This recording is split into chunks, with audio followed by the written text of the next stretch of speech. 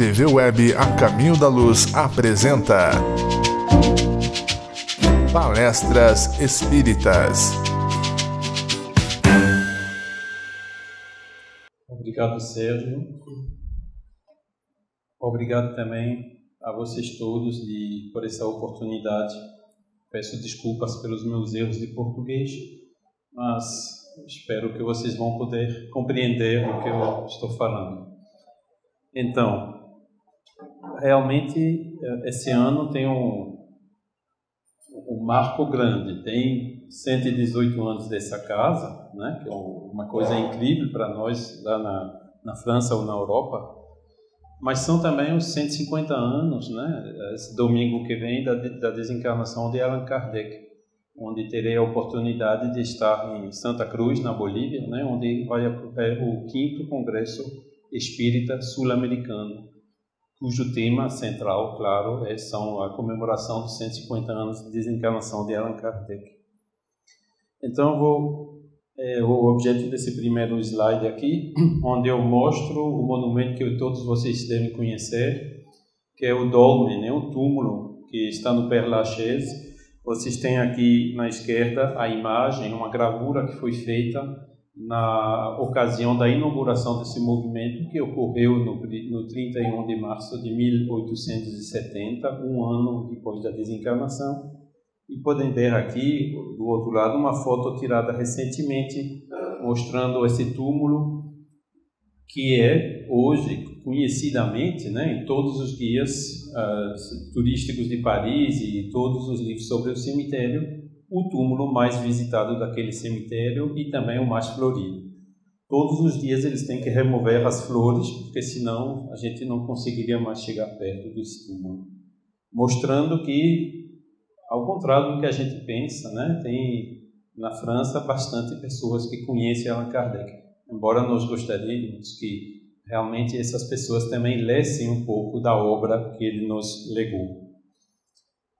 Ele nasceu no dia 3 de outubro de 1804 na cidade de Lyon. E aqui vocês têm a certidão de nascimento.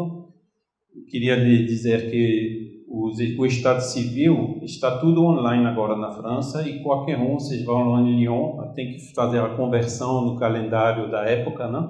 Vocês podem ir lá e fazer download desse documento diretamente pela internet. Ele nasceu na Rua Salat e no prolongamento dessa rua, foi uma parceria entre a cidade de Niterói, no Rio de Janeiro, e a cidade de Lyon, né, em homenagem daquela crônica de Humberto de Campos que falou do episódio do circo, né, que morreram muitas pessoas naquela tragédia em Niterói, nos anos 1960, que na realidade foram reencarnações de pessoas que queimaram os primeiros cristãos no circo, nas arenas, na cidade de Lyon, nos primeiros séculos depois do Cristo. E então a prefeitura de Lyon instalou esse monumento, que é o segundo monumento, um túmulo que eu mostrei antes, que existe na França sobre Allan Kardec, e que a prefeitura de Lyon ela mantém e zela cuidadosamente, né? Porque ela está feliz de ter uma pessoa tão conhecida pelo mundo que nasceu nessa cidade. Ele nasceu em Lyon, mas nunca viveu em Lyon, como ele mesmo escreveu mais tarde na Revista Espírita. Na realidade, ele vivia numa cidade chamada Bourg-en-Bresse, que a gente pode levantar desse documento, e desse documento também se pode levantar que o pai estava atualmente em Paris. Ele não estava em Lyon quando ele nasceu. E a razão disso é que alguns meses antes do nascimento de Hippolyte Léon Denis Arribay, Napoleão foi coroado imperador em Paris, né? Que foi um pouco mais em junho, me parece, né, de 1804. E o pai de Kardec, ele era juiz militar e ele trabalhou no exército dos Alpes logo depois da Revolução Francesa, que era comandado por um general que se chamava Napoleão, né? Então, ele estava em Paris, com certeza, chamado por Napoleão, né, que estava compondo os diferentes órgãos do governo naquela época. Para vocês verem, eu coloquei aqui um mapa, vocês têm Lyon aqui embaixo, né, a cidade de Lyon. Ele morava em Bourg-en-Bresse, que é uma cidade que fica mais ou menos 80 quilômetros de distância. E vocês podem ver aqui que Bourg-en-Bresse fica no caminho mais ou menos entre Lyon e Genebra.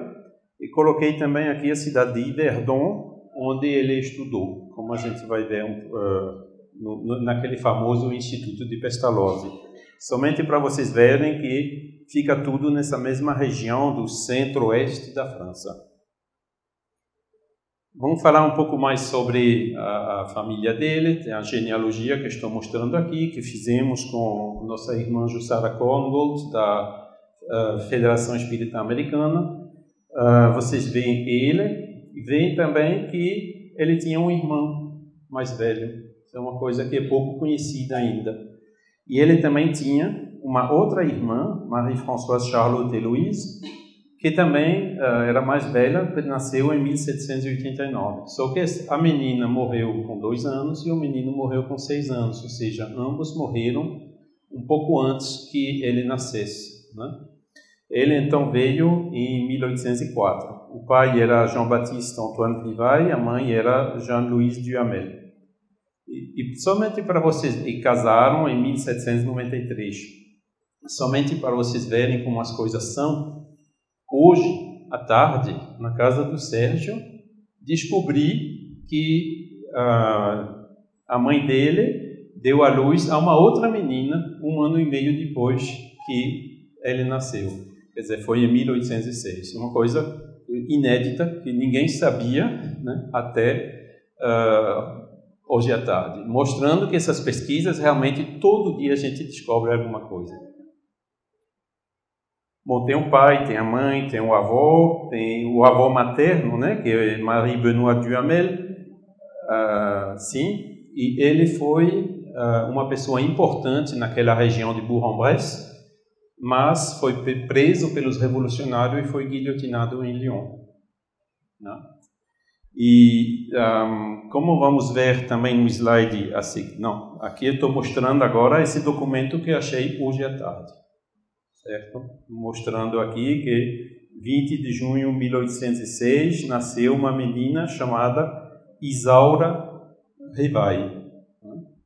Agora precisa procurar o que foi que aconteceu com ela, né? Porque com certeza, provavelmente ela deve ter desencarnado também jovem, mas aí abriu um novo eixo, né? Um novo campo para continuar essas pesquisas. Continuando. O que foi que aconteceu com o pai dele? Que também tem 2 documentos, inclusive assinado por juízes, né? Dizem que era conhecido que o pai, Jean-Baptiste Antoine Rivail, tinha desaparecido por volta de 1807, ou seja, 25 anos antes do casamento em 1832. Né? O casamento é o primeiro documento onde consta essa informação. Então, o que foi que aconteceu? Aqui eles estão dizendo que ele foi provavelmente morto na Guerra da Espanha, né? Que em 1807 Napoleão declarou a guerra à Espanha, e que era mais uma guerrilha, onde realmente morreu muita gente.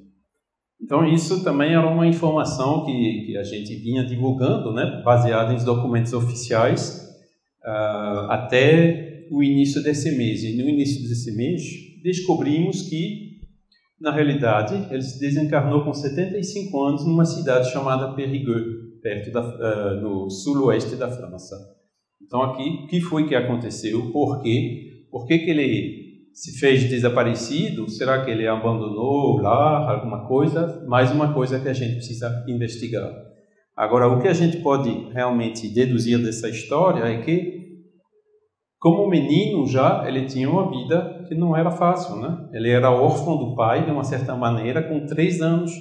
E ele foi educado pela mãe, pela avó materna e pelo tio, né? Que eram os únicos membros da família que estavam lá para cuidar dele. São eles que levaram para Yverdon estudar naquele instituto e que até que foram para Paris por volta de 1820, 22, 21, 22, a gente também não sabe ao certo quando foram, então, abriu aquele instituto lá. Então, podem ver, esses documentos, por exemplo, são documentos que, mais uma vez, vocês vão lá na internet, procuram Périgueux, olham a data e vocês vão acabar achando esse documento com Ribal e Jean-Baptiste Antoine, mostrando que com essa digitalização de arquivos, colocação online, são uma quantidade incrível de coisas que era muito complicado achar, né? Que os biógrafos passados, né? A melhor biografia até hoje é a do Zeus Van Tuyl e do Francisco Thyssen, né? Eu contei umas 20 biografias de Kardec, e aquela com 2 volumes realmente é muito boa, mas não fala nada de tudo isso. Porque os irmãos na época, né, fizeram tudo o que podiam, não tinha internet, não tinha Google, não tinha essas coisas todas, e eles simplesmente não acharam todas essas informações. Sabendo também que as primeiras biografias, como a do Henri Sauce, só foi escrita no início do século XX. Henri Sauce não conheceu diretamente Kardec, ele foi entrevistando pessoas, né, que ele conheceu e que conheceram Kardec. Vamos então ao assunto de hoje. Eu estou também pedindo licença para fugir um pouco do tema, e o Sérgio me autorizou ontem, quando falei isso para ele. O tema é cartas de Allan Kardec para Amélie. Eu estou fugindo do tema porque a primeira carta que eu estou apresentando é de Hippolyte Léon Denis Rivail para Amélie, né? Ou seja, antes de 1857. E essa primeira carta, inclusive, alguns de vocês talvez já conheçam, né? Porque foi divulgada há não me lembro quando foi o ano, 2018, quer dizer, não faz tanto tempo, nessa revista que é conhecida aqui no Brasil, né? Cultura Espírita, do Instituto de Cultura Espírita lá do Rio de Janeiro. E essa carta que vocês veem aqui é um documento que a gente conseguiu ter acesso há uns 10 anos atrás, que é a primeira carta que Hippolyte Léon Denis Rivail escreveu para Amélie, que era, na realidade, sua noiva. E ele não escreveu essa carta logo, não. Primeiro foi a mãe dele que escreveu uma carta para o pai da noiva, pedindo autorização que eles pudessem se comunicar diretamente, né? Podem ver como que as coisas estavam na época. E essa carta também mostra bem a personalidade dos dois, né, do Hippolyte Léon Denis Rivail e da Amélie. E estou transcrevendo aqui uma tradução dessa carta que eu vou ler agora para vocês. A senhorita Amélie Boudet, ela morava na casa do senhor Boudet, nessa cidade chamada Château du Loir, Sarthe, que fica a mais ou menos 150 quilômetros a oeste de Paris, né, numa casa de campo. Então, senhorita, minha mãe acabou de receber a resposta do senhor vosso pai à solicitação feita por mim através dela, né? Apresso-me em aproveitar dessa permissão que ele me concedeu para vos exprimir diretamente toda a alegria que esse consentimento me proporcionou e quanto feliz eu seria que a vossa determinação pessoal corresponda à minha expectativa. Não é lindo? Confesso-vos que ouso um pouco acreditar nisso, através da carta do senhor vosso pai, e também pelo que me foi relatado pelas senhoras Musset e Boisset, que eram amigos, né? Amigos de Rivail e também amigos da família Boudet, e que fizeram que eles se encontrassem. Essa esperança, senhorita, apressa ainda mais os meus votos para chegar do momento em que poderei exprimir-vos de viva voz as esperanças de felicidade que eu deposito nessa união. Vejam bem aqui. Embora só tenha tido o prazer de ver-vos uma só vez, né, essa única entrevista me convenceu de que essas senhoras em nada exageraram ao pintar-vos com cores tão gentis. Anseio vivamente que nenhum obstáculo venha retardar a realização dos meus desejos. Aí a gente vê, né? Ele viu ela, se viram uma vez só, né? E para espíritos desse calibre, né? Não teve dúvida, né? Era ela, tinha que ser ela, tinha que ser ele, né? Se vê que realmente foi firme desde o início, né? Continuando, sem dúvidas, não ser-vos-á uma surpresa de não encontrar nessa carta o estilo muitas vezes empregado para tais ocasiões. Confesso-vos não ter nenhuma experiência nisso e de não ter disposição para fazer demonstrações enfáticas cuja realidade repousa muitas vezes num sentimento demasiadamente fugaz. Você vê o estilo, né? Já franco, direto, sem máscara, sem blá blá blá, sem nada, né? Continuando. Prefiro a estas vãs maneiras de demonstrações a expressão de uma estima recíproca, a única capaz de assegurar uma felicidade duradoura ao abrigo do tempo e das vicissitudes, e eu ouso acreditar que vós compartilhais desse meu sentimento e que os nossos pais verão com maior satisfação uma união fundada nessas bases. Eu gostaria de assegurar-vos, senhorita, que vos encontrareis em minha mãe e em meu tio parentes que vos afeiçoarão como uma filha e que aguardam igualmente ansiosos que seus votos se concretizem com a sua chegada entre eles. Senhora Musset me convida a anexar essa carta, dados referentes com meu nome, etc. Quer dizer, é como se a gente visse, né, aqueles princípios que ele expressou depois, por exemplo, no Evangelho segundo o Espiritismo e tudo, como isso já estava nele, né, naquela época, né, 1831, quando essa carta foi escrita, ele tinha 27 anos, né? E ele já tinha essa, vamos dizer assim, a gente reconhece ele, né? Apesar do tempo que se passou entre os dois. Aí vem o nome, etc., nascido.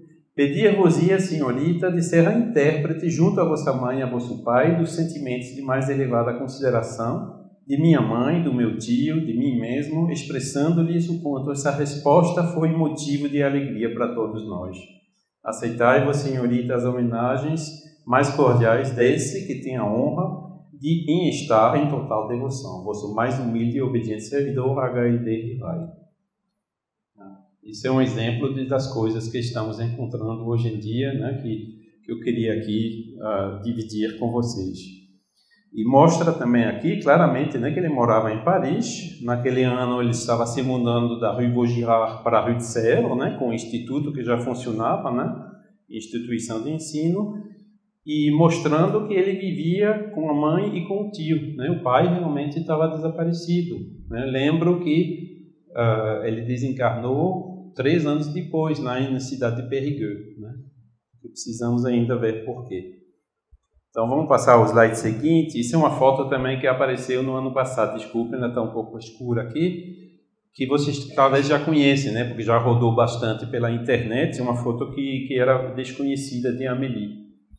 E o casamento deles, então, aconteceu... A carta, vocês viram, era de agosto de 1831. E eles casaram, então, em fevereiro do ano seguinte, 1932. E aqui encontramos também, agora... essa certidão de casamento, né, que foi feita na época, né, entre Denisard Hippolyte Léon Rivai e Amélie Gabrielle Goudet. Continuando. Ele escreveu várias outras cartas. Hoje, infelizmente, só tem tempo de mostrar uma, mas prometo que vem mais e que tudo isso vai sair realmente muito brevemente agora pela internet no primeiro tempo, um livro com as análises complementares também no segundo tempo, para que fique realmente à disposição de todos, né? Porque durante a vida deles, né, depois de casar, ela ia muitas vezes para a casa dos pais, né, que já eram velhinhos, para ajudá-los. E ele também, ele viajava também, por exemplo, ele foi para Londres, ele viajou também com o tio, e enquanto o Amélie ficou em casa. Então, tudo isso foram oportunidades de receber essas cartas, né, que estão voltando agora à toa, né? E em breve, então, devemos trazer os elementos preciosos sobre a vida deles antes da codificação. Eu queria dizer aqui também que com a grande alegria, né, apareceram alguns documentos na França e, ao mesmo tempo, como por acaso, né, que os espíritos eles organizam bem essas coisas, estão aparecendo também aqui os documentos, aquele famoso acervo do Canuto Abreu, né, que agora está sendo analisado, digitalizado, conservado pela CEDOR, lá em São Paulo, que terei a oportunidade de encontrar semana que vem, voltando da Bolívia, para também conhecer esses documentos que estão lá, porque o que a gente está assistindo hoje é como se fosse um quebra-cabeça, né? Com algumas peças aqui, algumas peças ali, algumas peças ali, que aos poucos nos vão realmente dar a imagem completa desse episódio. Então, vamos agora ao tema de hoje, né? Que são as cartas de Allan Kardec com Amélie. Como vocês sabem, ele fez várias viagens, né? A primeira viagem espírita, como consta na Revista Espírita, foi de 1860. E vocês podem ver aqui as cidades que ele visitou, né? Até Lyon e depois esticou até Saint-Étienne. E na Revista Espírita ele fala daquele banquete famoso, né? Que os espíritas lioneses organizaram em homenagem a ele, e que ele ficou realmente muito emocionado de ver como, 3 anos apenas após a publicação do Livro dos Espíritos, aqueles ensinamentos, aquela doutrina já chegou e pegou no coração daquele povo dos lioneses, que eram trabalhadores, né? Muitas pessoas trabalhadoras trabalhando no campo da, como se chama, seda, né? Seda, aqueles tecidos feitos com, né, tecelões de seda, né, nas condições bastante difíceis. Infelizmente não encontramos carta dessa viagem, mas no ano seguinte, 1861, ele fez uma segunda viagem, onde inclusive ele esticou até Bordeaux, e aqui já começaram a aparecer algumas cartas que ele escreveu para Amélie quando ele estava nessa viagem. E aqui vocês podem ver que, minha querida Amélie, eu te escrevo novamente sobre a impressão e a emoção da jornada de ontem, de quanto esses eventos, né, que constituem na vida de alguém marcas inapagáveis, né? Que ele ainda estava na emoção daquele banquete, daquela homenagem que os espíritas lioneses renderam a ele. 1862 tem um livro, né? Viagem Espírita de 1862, que ele fez realmente uma viagem grande, que durou uns 2 meses, né? E ele visitou todas as cidades que vocês podem ver aqui, né? Foi para Lyon novamente, depois foi para o sul, Montpellier, Sète, Albi, Toulouse, a região de Bordeaux aqui, e depois subiu, passou em Tours, Orléans e voltou para Paris. E aqui também encontramos algumas cartas que também vão ser agora transcritas e traduzidas e publicadas. Essa daqui, por exemplo, é escrita da cidade de Sète, onde se escrevia assim na época, hoje se escreve S-E-T-E, mudou um pouco a letra, mas dessa cidade que está aqui no sul da França. Continuando, ele fez mais uma viagem em 1864, onde ele foi desta vez para o norte, né? Ele foi para Douai, depois Bruxelas e Antwerpen, né? Porque tinha vários espíritas também naquela região. Ele também publicou várias atas na Revista Espírita e também encontramos uma carta, né? Que vocês veem aqui, Bruxelas, terça-feira, 12 de setembro de 1864, escrevendo sempre Minha Boa Amélie, né? E depois contando todos como ele foi acolhido, recebido, os amigos deles, mandando abraço e tudo. Eu vou me detalhar um pouco mais, né, porque o tempo está limitado, sobre um outro episódio que está parcialmente conhecido pelas obras póstumas e do qual conseguimos também agora algumas cartas que transcrevi aqui, não na totalidade, mas pelo menos parcialmente. E isso aconteceu quando ele estava escrevendo o Evangelho segundo o Espiritismo. Então, quando a gente olha nas obras póstumas o que ele mesmo tinha escrito, né, nos documentos que ele deixou, Ele diz que começou a redação desse livro em 1863, ou seja, um ano antes que a primeira edição dessa obra foi publicada. E ele não tinha dito para ninguém. Ele mantinha isso em segredo, nem a Amélie sabia. E aí ele recebeu uma comunicação mediúnica no dia 9 de agosto de 1863, que vocês com certeza conhecem, porque está nas obras póstumas. E naquela comunicação, o Espírito diz, então, para ele, esse livro de doutrina terá considerável influência, pois que explana as questões capitais, e não só o mundo religioso encontrará nele as máximas que lhe são necessárias, como também a vida prática das nações aurirá nele instruções excelentes. Ou seja, o médium Amélie, que estava lá com ele em Paris, né, o Espírito transmitiu essa mensagem falando do livro que ele estava escrevendo sem dizer para ninguém, né? Que é uma prova da autenticidade dessa assistência espiritual que ele beneficiava e também da mediunidade que na época era o Senhor Delian. Então, continuando, o Espírito diz: o clero gritará heresia, porque verá que atacas decisivamente as penas eternas e outros pontos sobre os quais ele baseia sua influência e seu crédito. Gritará tanto mais quanto se sentirá muito mais ferido do que com a publicação do Livro dos Espíritos, cujos dados principais a rigor poderia aceitar. Agora, porém, tu entraste por um novo caminho no qual não poderá ele acompanhar-te. E foi realmente o que aconteceu, né? Depois da publicação do Evangelho, a Igreja colocou toda a obra de Kardec no índex, né? Quer dizer, na lista de livros proibidos, o que na realidade não fez nada mais a não ser mais propaganda ainda para os livros, né? Porque as pessoas queriam saber o que foi que a Igreja colocou aqui no índex que está querendo nos esconder, né?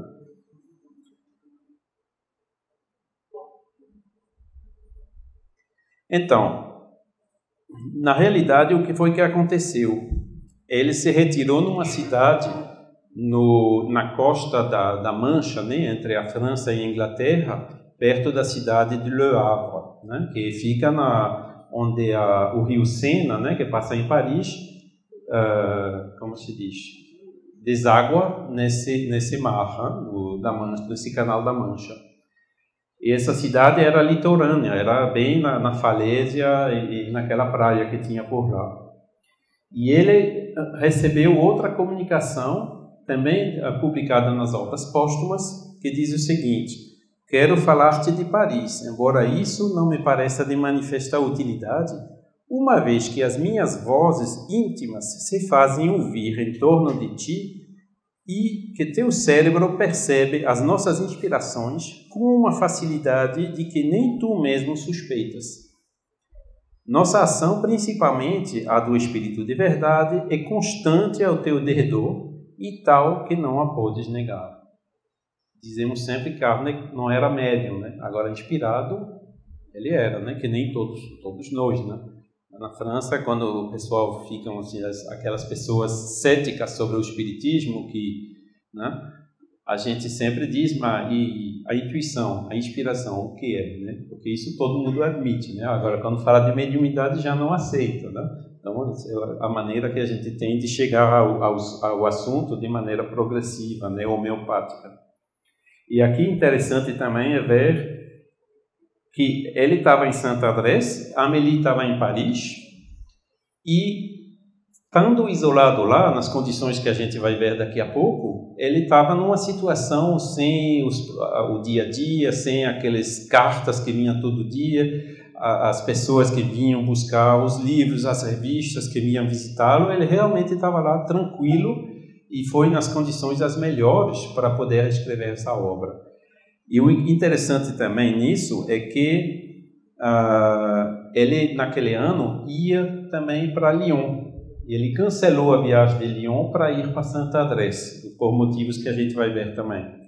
Compreendes agora porque precisávamos ter-te sob as mãos, livre de toda preocupação outra, que não a da doutrina. Uma obra como a que elaboramos de comum acordo necessita de recolhimento e de insulamento sagrado. tenho vivo interesse pelo teu trabalho, que é um passo considerável para frente e abre, afinal, ao Espiritismo a estrada larga das aplicações proveitosas a bem da sociedade, né? Esse livro, o Evangelho, é aquele que acho que aqui vende mais Evangelho do que o Livro dos Espíritos, né? Aquele que realmente tocou o coração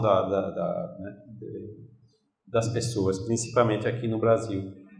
E por que ele foi para Santo André e não para Lyon? Porque, na realidade, ele estava doente.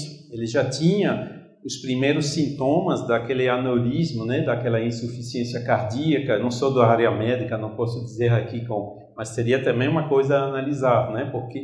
E ele foi para lá porque é uma cidade litorânea, com aquele ar que vinha do mar, que fazia bem para a saúde, etc., né? Que os recursos da medicina não eram, na época, o que era hoje.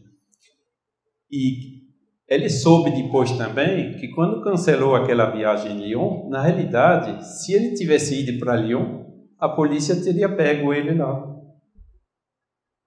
né? Porque já de 60, 61, 62, como a gente viu, né? 63 a polícia dizia, agora chega, o que é isso? Vamos prendê-lo para ver, né?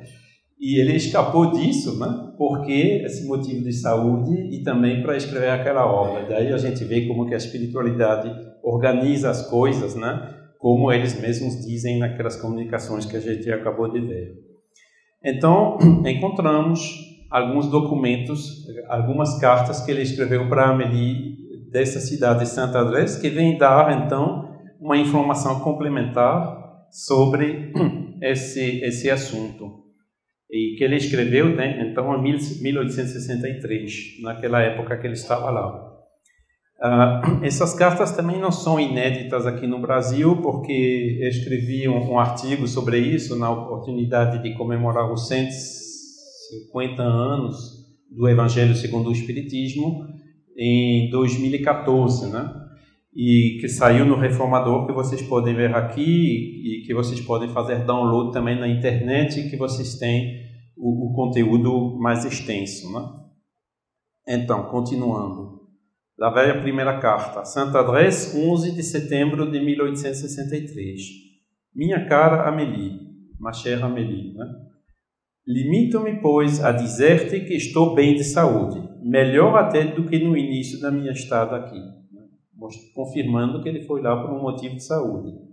Não é senão com o passar do tempo que a influência da mudança de ar se faz sentir. Paris era bastante poluída também na época. No começo se sofre um pouco, há 2 dias somente que o tempo ficou bom, porque tivemos grandes tempestades.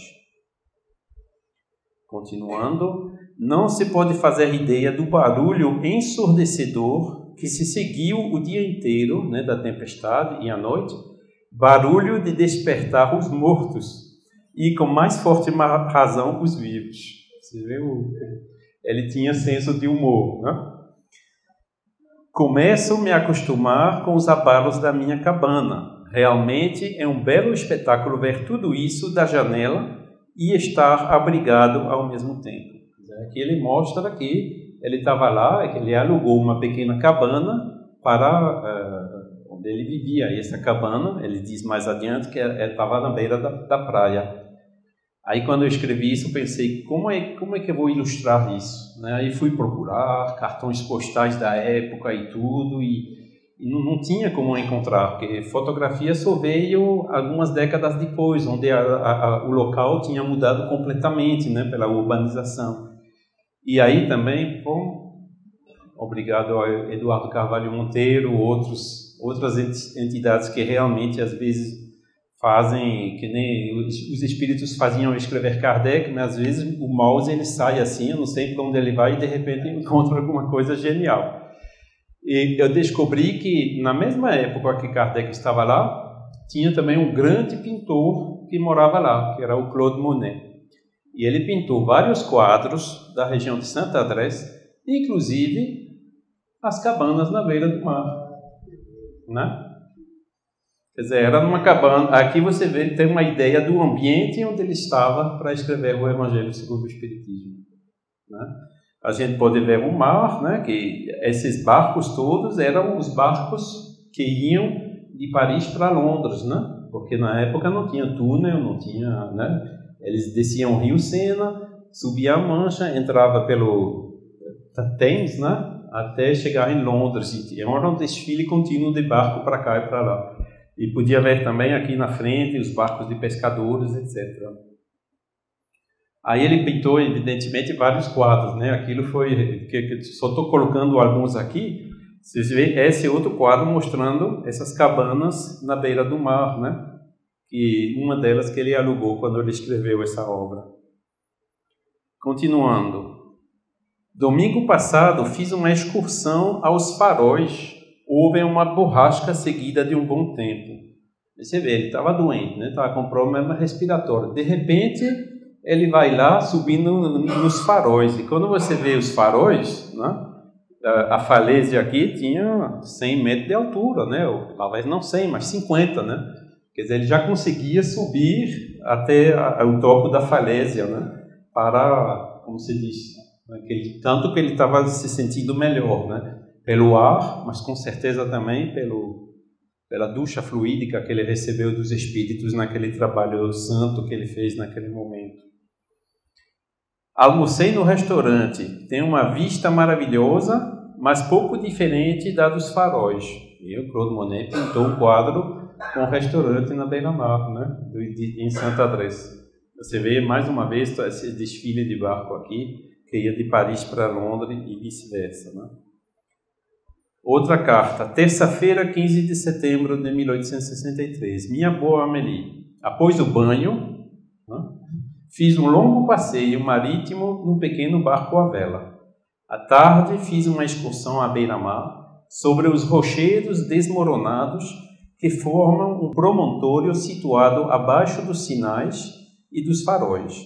Depois subi desde o nível do mar até o pequeno vale que precede os sinais, escalando os rochedos e as falésias, e, coisa extraordinária, de modo algum me senti ofegante nem sufocado, como em geral acontece quando subo uma simples escada. Né? E mais um quadro lindo aí do Claude Monet mostrando o farol, né, e a falésia, né? O outro aqui, né, com paisagem mais assim à tarde, né?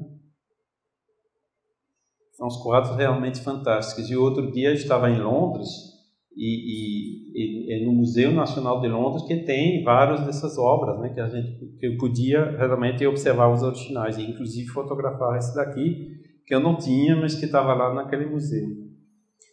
Voltei pela capela de Nossa Senhora das Ondas e desci novamente à beira-mar para jantar no Parque das Ostras. Aqui vocês veem os pescadores e os parques que eles tinham feito, né, para criar as ostras. Faz alguns dias que o tempo está admirável, sem nuvens no céu, um sol resplandecente, o mar tranquilo como um lago, salpicado de navios e embarcações de todos os tamanhos. É um espetáculo encantador. O mar sem fim é para mim uma grande distração. Todo dia constato sua beleza. Não há um único ponto no horizonte em que eu não o explore. Daí saindo observações interessantes e instrutivas que me levam a meditar, pois tudo é instrução para quem quer refletir. Vocês veem o lado poético também, né, que ele tinha nessa carta que ele escreveu e também esse afeto, né, que Kardec e Amélie tinham um pelo outro. Não é por acaso que a gente chama ela de mulher do Evangelho. E aqui vocês veem também a praia com as pessoas tomando banho com as vestes da época, né? Outro quadro ainda do Claude Monet, né, com o pôr do sol, mostrando também os pescadores na frente. Então, eu queria trazer isso para vocês, né, para vocês sentirem o tipo de coisa que a gente está encontrando nessas cartas, né, mostrando quem realmente ele era, quem ela era também, porque agora a gente encontrou as respostas dela a essas cartas, que não eram bem as mesmas, né? Ele dizia que, né, aquele encanto todo daquele lugar que ele estava, e ela dizia, seu fulano veio, me pediu isso, eu não sabia o que fazer e tal, porque, na realidade, quando ele estava viajando, Ela é que estava segurando a coisa lá, a livraria, a revista, ia lá para buscar papel, levar os textos, etc. Né? Ela que fazia todo o trabalho, né? Com a ajuda de alguns irmãos espíritas da época, inclusive o secretário, né? Que era o Armand Delian. E pronto, né? Aqui vocês veem realmente como, em que circunstâncias ele escreveu essa obra. Obra que ele nos deixou, então, pela posteridade, né? Com coisas tão lindas. Aqui eu peguei só um extrato, né, dessa obra, onde ele fala da missão dos espíritas, né? Os primeiros são os últimos, né? E os últimos serão os primeiros. E que eu estou trazendo aqui porque é uma coisa que eu vejo muito de vocês aqui, essa simplicidade que eu vi em Sacramento, mas que infelizmente ainda falta muito pelo mundo, inclusive aqui no Brasil, em certos lugares, né? Essa simplicidade. E portanto, Kardec ele tinha escrito isso muito claramente já nesse Evangelho, né? Quando ele escreveu assim, fazendo essa pergunta ao Erasto, né? Depois de receber a comunicação dele: se entre os chamados para o Espiritismo muitos se transviaram, quais os sinais pelos quais reconheceremos os que se acham no bom caminho? Porque antes, na mensagem antes, ele diz: muitos se transviaram dentro do movimento espírita, né? Espíritas e também líderes espíritas, porque o Kardec já tinha sofrido aqui muita contrariedade, né? Ele quase foi colocado para fora da própria Société Parisienne de Estudos Espíritas, né? Até que ele que teve que tomar umas atitudes um pouco mais firmes, né? No sentido de realmente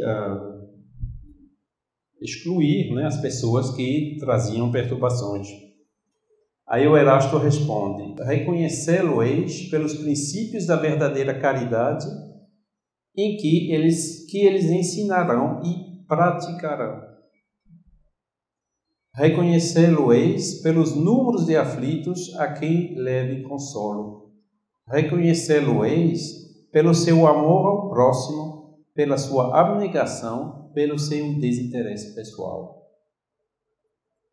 Reconhecê-lo-eis, finalmente, pelo triunfo dos seus princípios, porque Deus quer o triunfo da sua lei. Os que seguem sua lei, esses são os escolhidos, e ele lhes dará a vitória. Mas ele destruirá aqueles que falseiam o espírito dessa lei e fazem dela degrau para contentar sua vaidade e sua ambição.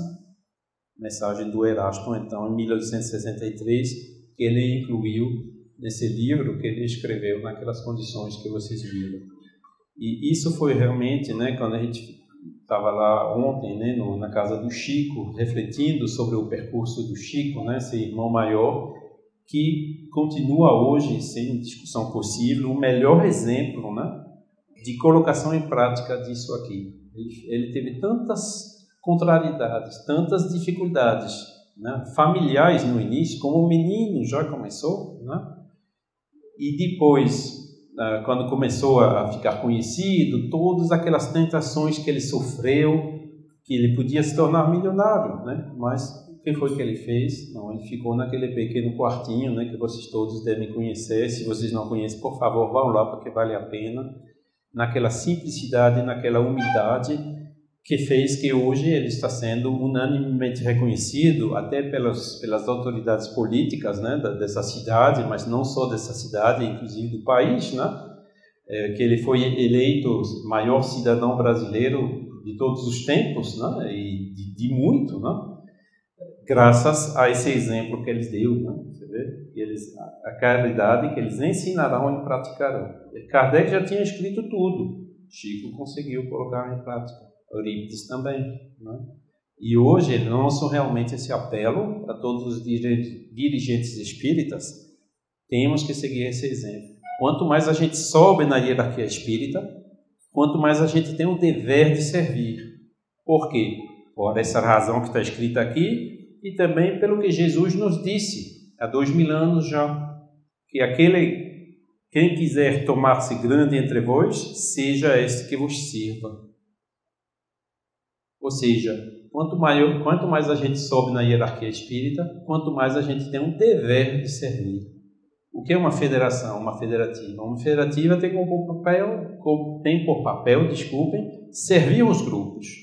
Por que tem os grupos, uma direção dos grupos? Os dirigentes dos grupos têm como papel, como objetivo, de servir as pessoas que vêm para esse grupo.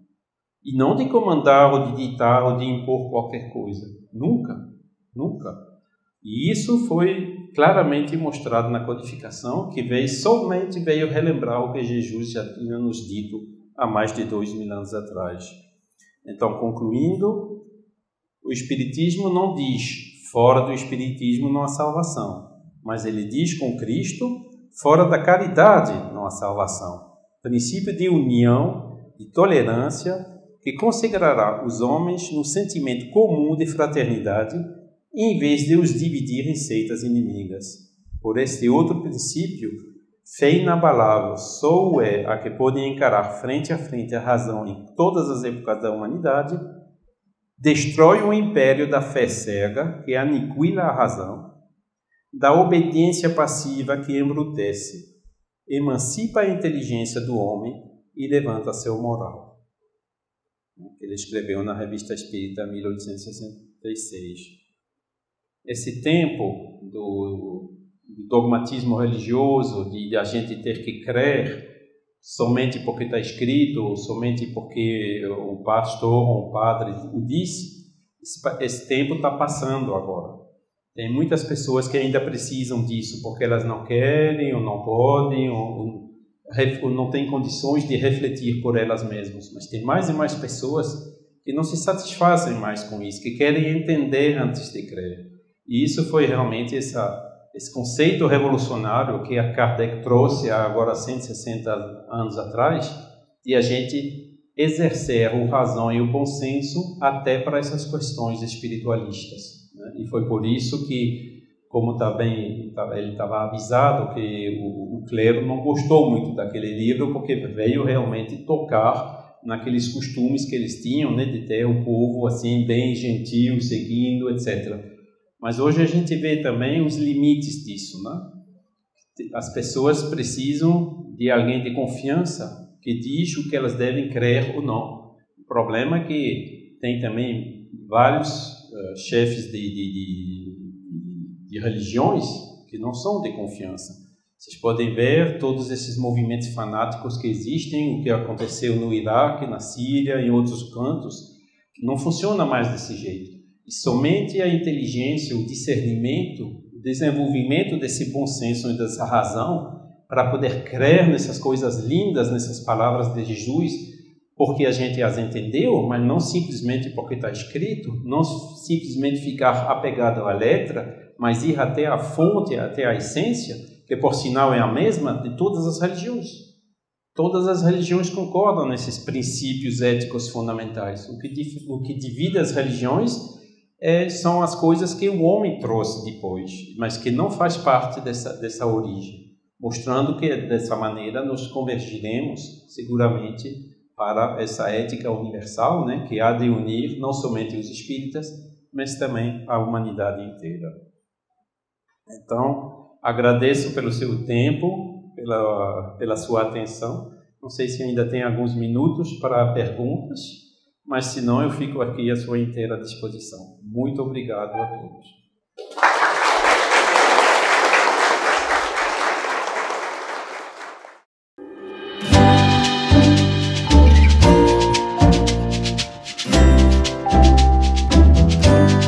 A TV Web A Caminho da Luz apresentou Palestras Espíritas.